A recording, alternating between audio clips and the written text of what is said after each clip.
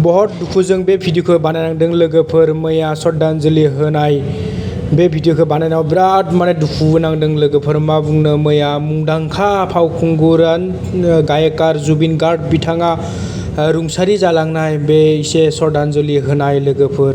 बिराद दुखुनांथावना जाथाय। गुबुन गुबुन हारिनि बयबो हारिनि बेयो मेथाइ खनदोंमोन, नाथाय मैया बि रुंसारि जानाय खोथाखौ खोनानानै बुहुमनाङै, आसाम नाङै, भारत नाङै बयहाबो गोसोआव दुखु मोनदों, गाबदों। उपाय गैया, मा खालामनो, सानसेबाबोथ' थांनांगोन बुहुमखौ नागारनानै। थेवबाबो बिथां जुबिन गार्गआ थाबनो थांगोन होननानै जोंबो सानाखैमोन।